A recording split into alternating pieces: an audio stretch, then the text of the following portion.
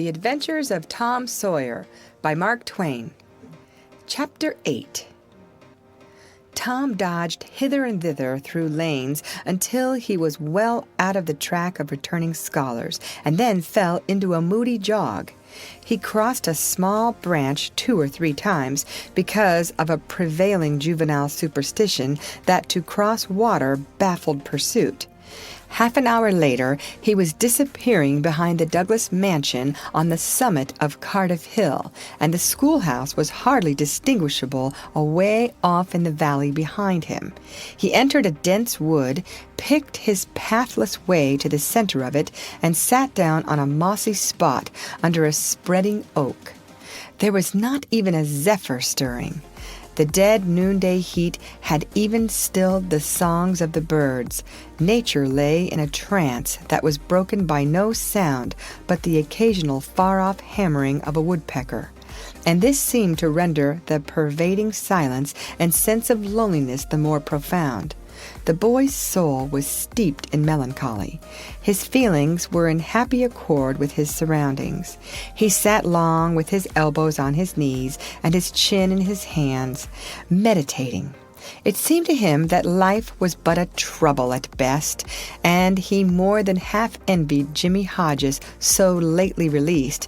It must be very peaceful, he thought, to lie and slumber and dream forever and ever, with the wind whispering through the trees and caressing the grass and the flowers over the grave, and nothing to bother and grieve about ever any more. If he only had a clean Sunday school record, he could be willing to go and be done with it all. Now, as to this girl, what had he done? Nothing. He had meant the best in the world and been treated like a dog, like a very dog. She would be sorry some day, maybe when it was too late. Ah, if he could only die temporarily! But the elastic heart of youth cannot be compressed into one constrained shape long at a time. Tom presently began to drift insensibly back into the concerns of this life again. What if he turned his back now and disappeared mysteriously? What if he went away, ever so far away, into unknown countries beyond the seas and never came back any more?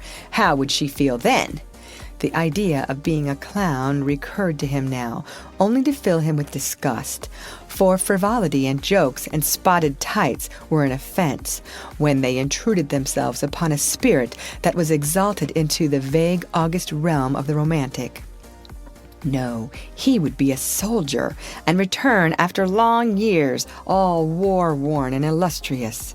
No, better still, he would join the Indians and hunt buffaloes and go on the warpath in the mountain ranges and the trackless great plains of the far west, and away in the future come back a great chief, bristling with feathers, hideous with paint, and prance into Sunday school some drowsy summer morning with a blood-curdling war-whoop, and sear the eyeballs of all his companions with unappeasable envy.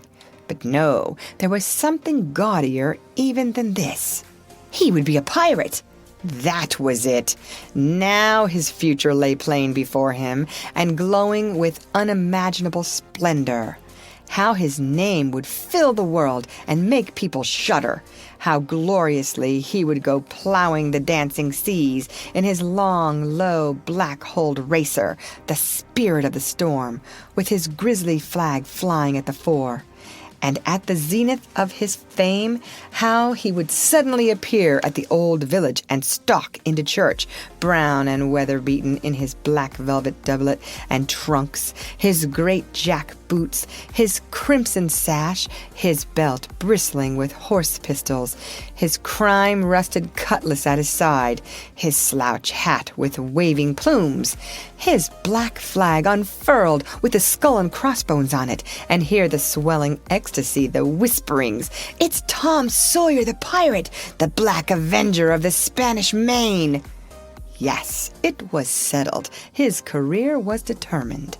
He would run away from home and enter upon it. He would start the very next morning. Therefore, he must now begin to get ready. He would collect his resources together. He went to a rotten log near at hand and began to dig under one end of it with his Barlow knife. He soon struck wood that sounded hollow. He put his hand there and uttered this incantation impressively. "What hasn't come here, come. What's here, stay here." Then he scraped away the dirt and exposed a pine shingle. He took it up and disclosed a shapely little treasure house whose bottom and sides were of shingles. In it lay a marble. Tom's astonishment was boundless. He scratched his head with a perplexed air and said, "Well, that beats anything." Then he tossed the marble away pettishly and stood cogitating. The truth was that a superstition of his had failed here, which he and all his comrades had always looked upon as infallible.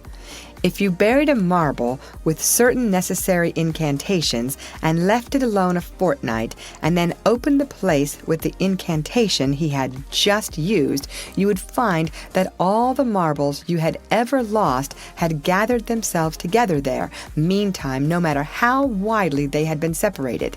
But now this thing had actually and unquestionably failed. Tom's whole structure of faith was shaken to its foundations. He had many a time heard of this thing succeeding, but never of its failing before. It did not occur to him that he had tried it several times before himself, but could never find the hiding places afterward. He puzzled over the matter some time and finally decided that some witch had interfered and broken the charm. He thought he would satisfy himself on that point, so he searched around till he found a small shady spot with a little funnel-shaped depression in it. He laid himself down and put his mouth close to this depression and called, "Doodlebug, Doodlebug, tell me what I want to know. Doodlebug, Doodlebug, tell me what I want to know." The sand began to work, and presently a small black bug appeared for a second, and then darted under again in a fright. "He doesn't tell! So it was a witch that done it! I just knowed it!" He well knew the futility of trying to contend against witches, so he gave up discouraged.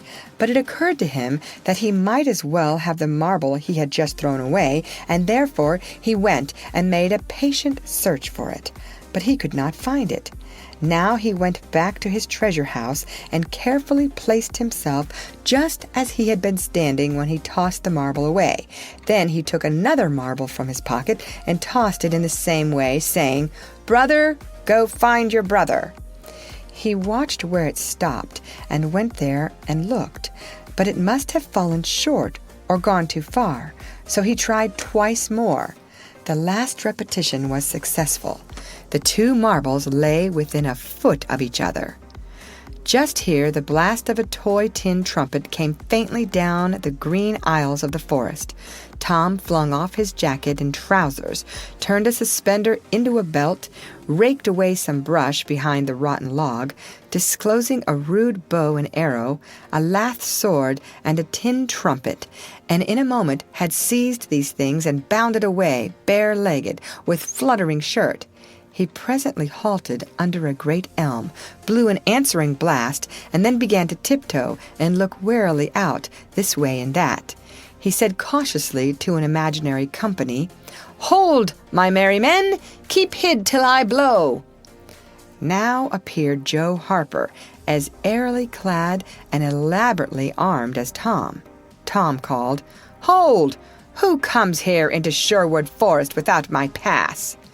"Guy of Gisborne wants no man's pass. Who art thou that dares to hold such language?" said Tom, prompting, for they talked by the book from memory. "Who art thou that dares to hold such language?" "I, indeed, I am Robin Hood, as thy caitiff carcass soon shall know." "Then art thou indeed that famous outlaw? Right gladly will I dispute with thee the passes of the merry wood. Have at thee!" They took their lath swords, dumped their other traps on the ground, struck a fencing attitude foot to foot, and began a grave, careful combat, two up and two down. Presently Tom said, Now, if you've got the hang, go it lively." So they went it lively, panting and perspiring with the work. By and by Tom shouted, "Fall! Fall! Why don't you fall?" "I shan't. Why don't you fall yourself? You're getting the worst of it." "Why, that ain't anything. I can't fall.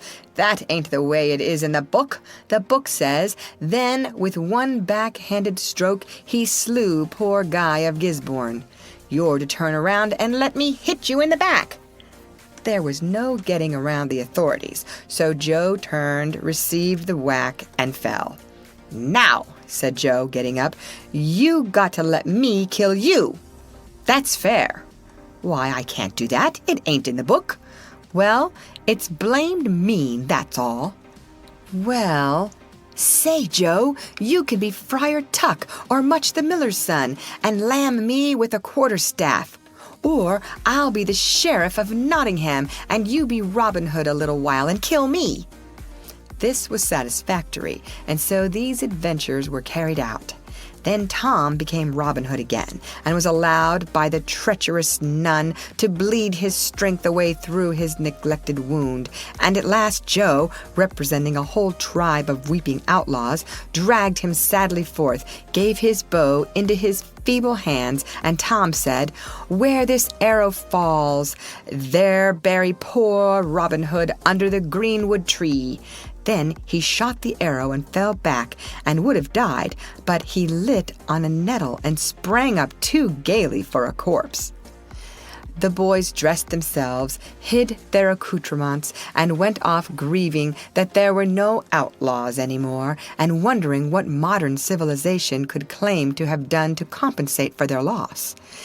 They said they would rather be outlaws a year in Sherwood Forest than President of the United States forever. End of chapter. Read by Lorraine Montgomery for Lit2Go on the web at fcit.usf.edu.